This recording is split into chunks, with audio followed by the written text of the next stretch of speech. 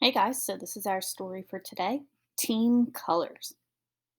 When Ray stumbled in for Pop Tarts, Grandpa studied his scraggly bangs. Morning, Sleepy Bones. With that mess of a mop, you'll never be able to see the ball coming. Ray's team, the Bobcats, was scheduled to play its arch rival, the Rockets, later that day. The Rockets boasted the league's powerhouse pitcher, and since Ray had enough trouble at bat, he wasn't much looking forward to the game. We're due for a trip to Bud's barber shop, Ray agreed, pushing the scraggly hair out of his eyes. Overdue, Grandpa answered. Good thing Bud's not fussy about appointments. Ray and Grandpa tramped down the crackled sidewalk of a steel and stone city. The day was shaping up to be a scorcher, but a friendly breeze blew by. Ray spotted an orange tabby kitten snoozing in the window of Murphy Family Antiques. A fresh coat of paint dressing up the bus stop, and an ice cream truck playing Pop Goes the Weasel. He couldn't wait to see the barber pole, climbed into one of the beat up swiveling chairs, and listened to the talk of the Cubs in City Hall. Ray could almost smell Bud's stinky cigars. Barbershop's one of the last places a man can go to be a man, Grandpa said, just like always. Ray thought about how Aunt Wilhelmina would say that kind of talk was old fashioned foolishness, but he kept quiet. He liked being counted in with the men sometimes.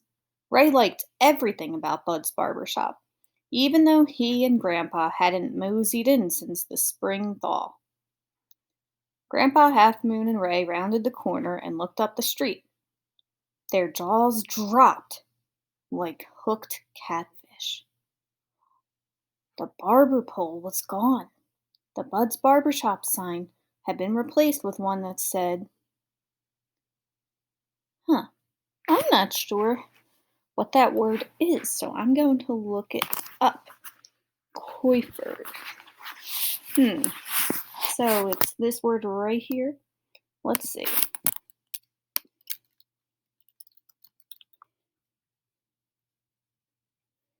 There we go.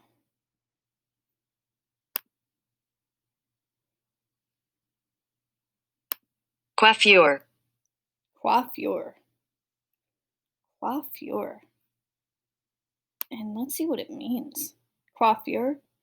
Oh, a person's hairstyle, typically an elaborate one. Okay, so it is another hair place at least. And that wasn't the half of it.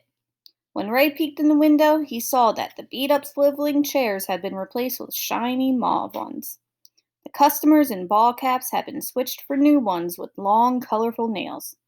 And when a stylish woman with foo-foo hair and a confident stride opened the glass door to leave, Ray couldn't smell the usual stinky cigars. Instead, out came the sweet smell of rose potpourri. Ray didn't even think about walking into Claudia's, and neither did Grandpa. Right off, they could tell it was pricier than they could afford and fancier than what they had in mind. Ray glanced at his watch. It was already noon, and they had to leave for the game at 2:30. Now, what are we going to do? He asked. It's too late to track down another shop, Grandpa said. Most places are booked solid on Saturdays. But don't worry, I've got a plan. Well, let's practice making predictions. What do you think the plan is? Back at the house, Grandpa fetched the scissors and a towel. Ray sat down in the kitchen chair and draped the towel over his shoulders. You've heard me tell about my wild-haired mutt catastrophe, Grandpa Half Moon said. See how I was about to say catastrophe? And then I was like, oh, that doesn't make sense. Let me go back and try again. So let's read this again.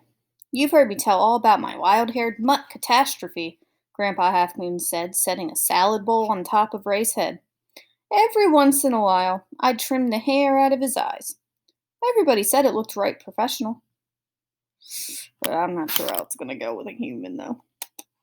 As Grandpa cut Ray's hair, the prickly ends tickled his neck. To keep from squirming, Ray studied the baseball schedule held by banana-shaped magnets to the refrigerator. He daydreamed about facing down the Rockets pitcher and smack! hitting a home run. Before long, Grandpa Half Moon took off the bowl and studied his handiwork. Grandpa says, looks a mite lopsided to me. Ray tried not to worry as more hair fluttered onto the hardwood floor. He tried not to worry when Grandpa's normally calm face drew into a perplexed frown. Oh, I'm worried for Ray. But then, after too long of a quiet, Grandpa finally stopped and said, don't you fret. We'll fix this. At that, Ray jumped to his feet and scrambled to the bathroom mirror. His head looked like it had been hit by a runaway weed whacker. Big chunks lay choppy like mismatched puzzle pieces. Here and there, a piece stuck straight or sideways in the air.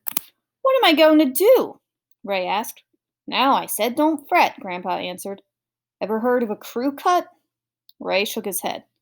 It's short, he explained, like I wore in the service. That's another word for military. So now we know something new about Grandpa. We learned something new about one of our characters. Grandpa was in the military. But we'll need an electric shaver to do it up right. Ray didn't know what to think about crew cuts, but he was ready to try anything. He listened in as Grandpa Half Moon called a store down the street. Near as Ray could figure, the store was all out of shavers until a new shipment came in next week. Well, that's too bad, Ray was saying. Oh, sorry. Well, that's too bad, Grandpa was saying. I guess we'll try something else. One errand later, Ray sat back on the kitchen chair for a couple of washes, applications, rinses, and dries. Finally, he scrambled back to the bathroom mirror.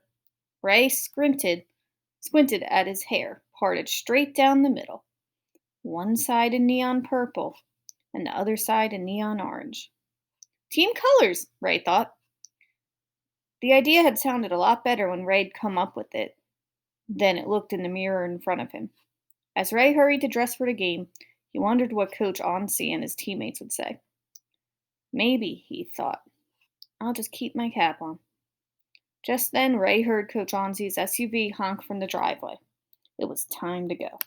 Good luck, Grandpa said, deciding not to ride along for the first time ever. I'll take the L and meet you there. I just have one more thing to look after today. You show those rockets what for, though. You hear? Ray hoisted himself into the back seat of the coach's SUV, and his heart slid right down to his toenails. After all that had happened, he couldn't believe Grandpa wouldn't be there to cheer him on at the big game. But Ray waved goodbye and grinned so Grandpa wouldn't know how upset he was. Ray kept quiet as Dalton Wang and Louise Wilson tumbled into the back seat beside him, and kept quiet as Coach Onsey drove them all out to the ballpark. He just grumbled under his breath when Louise asked about the suspicious-looking hair showing around the plastic fastener at the back of his cap. Once they reached the ballpark, Ray plopped down on the end of the team bench. As of the third inning, the Rockets pitcher had thrown his best game all season. Dalton's pop fly was nabbed by the catcher, and everyone else on the Bobcats team, including Ray, had struck out. The score was 7-0 Rockets. As the fifth inning drew to a close, sunshine heated the team bench like a toaster oven. Grandpa Half Moon still hadn't shown up. The score was 12-0 Rockets. The Bobcats team hadn't put a single player on base. Their friends had pretty much wilted in the stands. So far, Ray had managed to keep his colorful hair hidden. He'd even kept on his cap under his helmet both times up to bat. But finally, sweat started trickling into his eyelashes. Everybody will see my head sooner or later, he decided, peeling off his cap to wipe up his face dry, and then raising his sports bottle for a drink of lukewarm water. As Ray lowered the bottle, he realized his fellow Bobcats were staring at his neon orange and purple hair. At least, Ray thought, nobody's going to notice the haircut. Hey, look at that, Dalton exclaimed. Your hair is the team colors. Ray, you're up, Coach Onsey said. Let's see what we can do with some team spirit. The team cheered as Ray left the dugout, his neon purple-orange hair in full view. As he slipped his batter's helmet on, The Bobcat fans in the stands joined in. They clapped, stomped, and chanted his name. Ray! Ray! Ray! Ray!